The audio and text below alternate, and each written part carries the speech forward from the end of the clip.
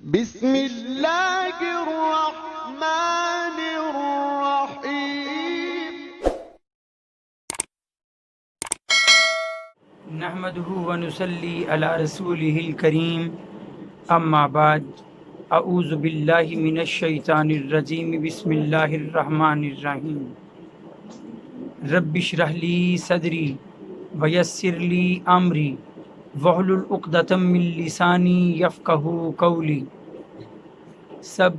دیکھنے اور سننے والوں کو السلام علیکم۔ آج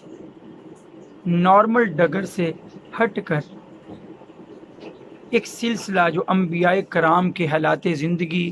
ان کی کوششوں کا شروع کیا ہے، اسے درمیان میں موقوف کرتے ہوئے ذکر کروں گا انبیاء کرام کا ہی، لیکن ان انبیاء کرام کا جن کا یا تو قرآن مجید میں نام کے ساتھ ذکر نہیں، لیکن ان سے منسوب کچھ واقعات موجود ہیں، یا پھر ایسے انبیاء کرام کہ جن کے لیے اللہ تعالیٰ نے قرآن میں نام جو ہے وہ ذکر کیا ہے، لیکن ان کے مفصل واقعات جو ہے وہ بیان نہیں فرمائے ہیں۔ ان میں سے ہی آج پہلا نام حضرت یوشع بن نون علیہ السلام کا۔ حضرت یوشع بن نون حضرت موسیٰ علیہ السلام کے بعد ان کے جان نشین نبی گزرے ہیں۔ بنی اسرائیل میں ان کا جو ہے وہ بیان بائبل میں موجود رہا ہے، لیکن قرآن مجید میں کہیں بھی نام کے ساتھ ان کا ذکر موجود نہیں ہے۔ سورہ کہف میں آیت نمبر 60 سے آیت نمبر 65 تک جس حضرت موسیٰ علیہ السلام کا سفر کا ذکر ہے، وہاں حضرت موسیٰ علیہ السلام کے ساتھ جو ان کا خادم، ان کا ساتھی تھا، لڑکا تھا، وہ تاریخی کتب میں آتا ہے، تفسیر کی کتب میں آتا ہے کہ وہ یہی حضرت یوشع بن نون تھے۔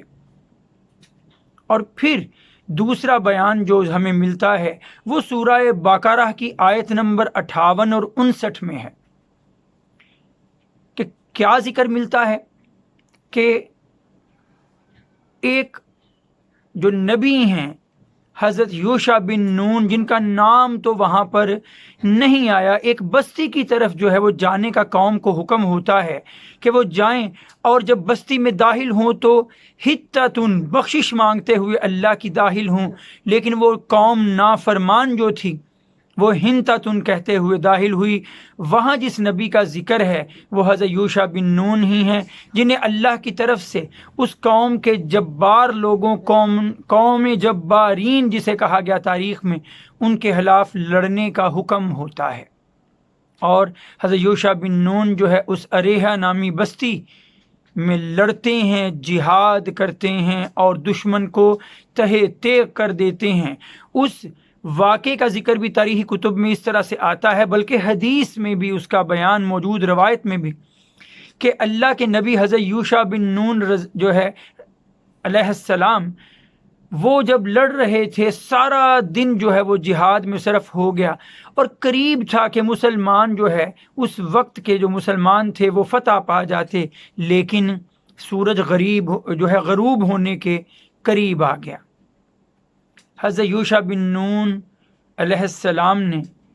دعا فرمائی، یا اللہ اگر سورج ڈھل گیا تو قوت جو ہے مسلمانوں کی ٹوٹ جائے گی، یہ فتح کے قریب ہیں تو انہیں فتح نصیب فرما اور سورج کو روک دے۔ اور سورج سے بھی التجا کی کہ تو بھی اسی ذات کا حکم ماننے والا جس ذات کا میں، تو آج نہ ڈھل نہ غروب ہو۔ اللہ نے سورج کو ڈھلنے سے روک دیا، اور سورج غروب نہیں ہوا جب تک کہ مسلمانوں نے فتح نہ پا لی۔ پھر ایک نبی جن کا ذکر آتا ہے جو حضرت یوشع بن نون ہیں، ان کا ذکر قرآن میں تو خیر موجود نہیں، ان کا نام کالب بن یوفنا کہا جاتا ہے، اور ان کے بعد جو تیسرے نبی حضرت موسیٰ علیہ السلام کے بعد ہوئے، ان کا ذکر حضرت حزقیل کے نام سے جو ہے وہ آتا ہے تاریخی کتب میں۔ حضرت حزقیل علیہ السلام جو ہیں، قرآن مجید سورہ بقرہ کی آیت نمبر 243 میں بھی ذکر آتا ہے کہ ایک قوم کے لوگ جو جہاد کے ڈر سے، مرنے کے ڈر سے گھروں سے نہ نکلے تو اللہ نے انہیں موت کی نیند سلا دیا۔ تو اللہ کے نبی کا وہاں سے گزر ہوا اور انہوں نے دعا کی اور ان سب مردہ کو اللہ تعالیٰ نے دوبارہ زندہ کر دیا، زندگی بخشی۔ اس نبی کا نام تاریخی کتب میں، تفسیری کتب میں حضرت حزقیل علیہ السلام بھی آیا ہے۔ یہ تیسرے نبی حضرت موسیٰ علیہ السلام کے بعد گزرے ہیں۔ ان کے کچھ القاب بھی ہیں، ان کا ذکر بھی میں کروں گا، جن القاب کے ساتھ قرآن مجید میں انہیں پکارا گیا ہے۔ سورہ انبیاء کی آیت نمبر 85-86 میں اور سورہ صاد کی آیت نمبر 48 میں 48 میں حضرت حزقیل علیہ السلام کا لقب ذوالکفل استعمال ہوا ہے۔ ان کا ایک اور لقب ابن العجوز بھی تھا، یعنی بڑھیا کا بیٹا، کہ ایک ایسی عورت کے گھر پیدا ہوئے جو انتہائی بوڑھی ہو چکی تھی، اور انہیں ذوالکفل اس لیے کہا جاتا ہے کہ انہوں نے اپنے وقت کے بادشاہ سے تدبیر کے ذریعے اس وقت کے 70 علماء کو مرنے سے بچایا، اور خود بھی اس بادشاہ کے وار سے جو ہے وہ محفوظ رہے، کیونکہ آپ نے کفالت کی ان علماء کی، اس لیے آپ کو ذوالکفل کہا جاتا ہے کہ آپ نے اپنے اوپر بوجھ لے لیا ان کی زندگیوں کا۔ پھر ایک نبی جن کا بیان اگر کیا جائے ترتیب میں اگر دیکھیں تو حضرت شموئیل یا حضرت سموئیل کا ذکر آتا ہے۔ یہ بھی سورہ بقرہ میں بیان ہوا، آیت نمبر 246 سے آیت نمبر 248 کے دوران حضرت یوشع بن نون علیہ السلام کے 460 سال بعد 460 ایئرز جو ہے گزرنے کے بعد یہ تشریف لاتے ہیں، اور ان کا دور حضرت حزقیل یعنی حضرت ذوالکفل کے بعد کا ہے۔ ان کے بارے میں جو قصہ آتا ہے، ان کی قوم انتہائی جو ہے وہ بے راہ روی کا شکار ہو چکی تھی، ہمت توڑ چکی تھی، لیکن جو بادشاہ تھے ارد گرد کے علاقے کے، خاص طور پر جو ان کے لیے جالوت ایک بادشاہ تھا، بلکہ اس کا نام طالوت جو ہے وہ بادشاہ کا آیا ہے، تو وہ جو ہے ان کے اوپر ظلم ڈھایا کرتا تھا، اور ان کو ظلم و ستم جو ہے ان پر ڈھایا کرتا تھا۔ دوسرے پارے کے اختتامی حصے میں اس کا ذکر موجود ہے، جالوت بادشاہ کا وہ ظلم ڈھایا کرتا تھا، اور انہوں نے دعا کی، اے اللہ کے نبی یعنی شموئیل علیہ السلام سے دعا کی، ہمارے لیے کوئی بادشاہ مقرر کر دے، ہم اس کی سربراہی میں لڑیں اور چھٹکارا پائیں اس جو ہے جالوت سے۔ حضرت شموئیل علیہ السلام نے فرمایا، اللہ نے تمہارے لیے طالوت کو مقرر کر دیا ہے بادشاہ، اور اسے علم اور جسم میں وسعت عطا فرمائی ہے۔ پہلے تو وہ مانے نہ، لیکن جب نشانی مانگی گئی کہ اس کی بادشاہت کی نشانی بتاؤ، تو تابوت سکینہ جو بنی اسرائیل والوں سے چھن چکا تھا اور جو مشرک تھے فلسطین کے، وہ اٹھا لے گئے تھے، وہ فرشتے اللہ تعالیٰ کے لے کر ان کے سامنے جو ہے وہ حاضر ہو گئے۔ تو اس نشانی پر انہوں نے طالوت کو اپنا بادشاہ مانا۔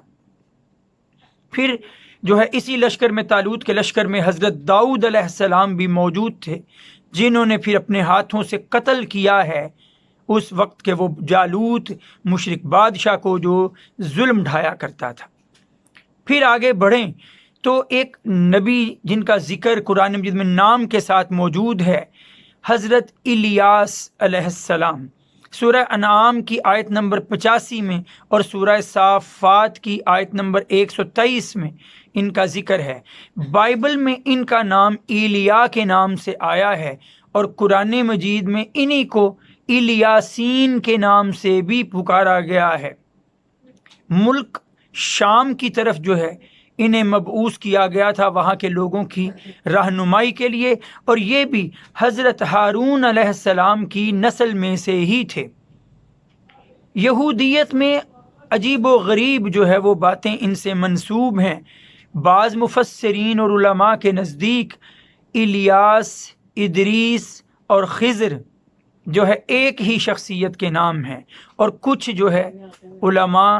کا یہ جو ہے وہ بیان ہے کہ جو الیاس علیہ السلام ہیں انہیں بھی ہمیشہ کی زندگی ملی ہے اور خضر کو بھی ملی ہے، یہ علماء کا خیال ہے، اور کہ خشکی پر لوگوں کی ہمیشہ کی رہنمائی کے لیے الیاس علیہ السلام جو ہے وہ مبعوث ہیں، اور جو تری ہے، سمندر ہے، وہاں پر لوگوں کی رہنمائی کے لیے جو ہے وہ خضر علیہ السلام مبعوث ہیں۔ پھر ایک نبی جن کا ذکر آپ کے سامنے رکھوں وہ ہیں حضرت عزیر علیہ السلام۔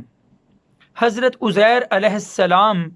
کا اگر ذکر کیا جائے تو یہ حضرت عیسیٰ علیہ السلام سے کوئی 5 سے 6 صدیاں پہلے، یعنی 600 قبل مسیح میں جو ہے وہ گزرے ہیں۔ ابھی بچپن میں ہی تھے، لڑکپن میں ہی تھے کہ بخت نصر نام کے بادشاہ نے حملہ کر دیا جو ہے فلسطین پر،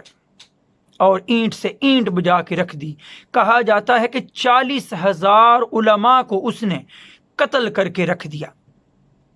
اور ایک بھی عالم ایسا نہ بچا تھا جسے زبانی تورات آتی ہو، جس کے پاس اصل نسخہ تورات کا باقی رہا ہو، اور جہاں تورات محفوظ بھی تھی، جن کتبخانوں میں بخت نصر نے ان کتبخانوں کو بھی آگ لگوا دی، لہٰذا کسی کے پاس بھی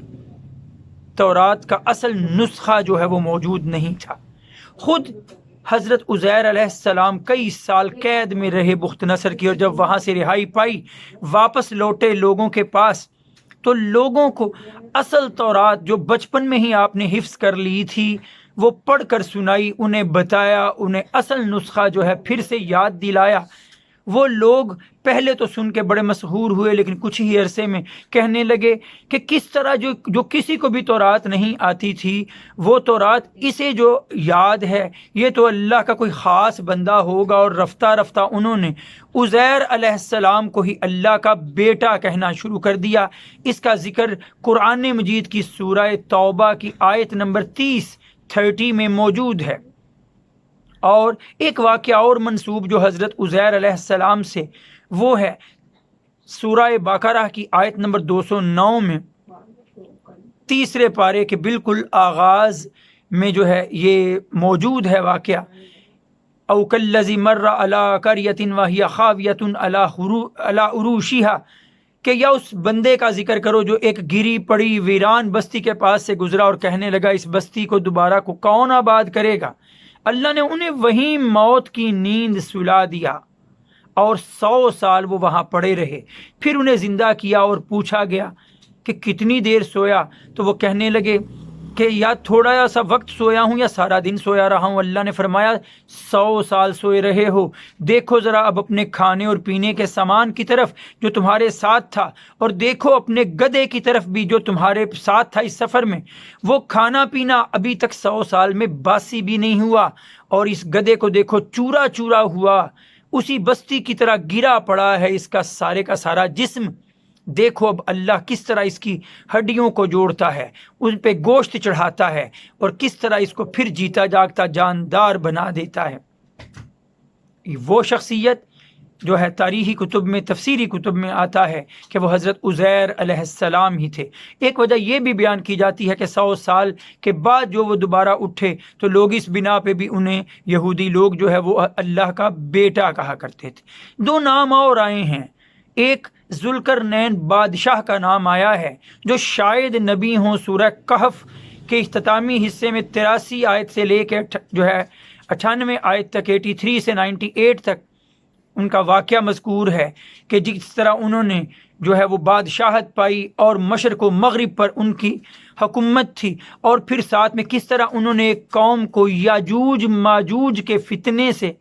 نجات دی اور ایک صد، ایک دیوار قائم کر دی۔ اس سب کا بیان سورہ کہف میں موجود، لیکن بطور نبی ان کا تعارف قرآن میں نہیں ہے، ایک بادشاہ کے طور پہ ہے۔ اسی طرح ایک ذکر حضرت لقمان کا بھی سورہ لقمان میں آیا ہے، لیکن انہیں بھی حکمت و علم اور دانائی رکھنے والی شخصیت بتایا گیا، نبی نہیں بتایا گیا کہ کس طرح وہ حکمت سے بھرپور نصیحتیں کرتے ہیں اپنے بیٹے کو اور راہ راست پر رہنے کی تلقین کرتے ہیں۔ ان سب نبیوں کے واقعات سے ہمیں ایک ہی سبق ملتا ہے کہ جب تک اللہ کے رستے پر رہیں گے تب تک ہم کامیاب ہیں، اور جب اللہ کے رستے سے ہٹ گئے تو ناکامی ہمارا مقدر ٹھہرے گی۔ اللہ ہمیں اپنے رستے پر چلنے کی توفیق عطا فرمائے۔ وآخر دعوانا ان الحمد للہ رب العالمین۔ السلام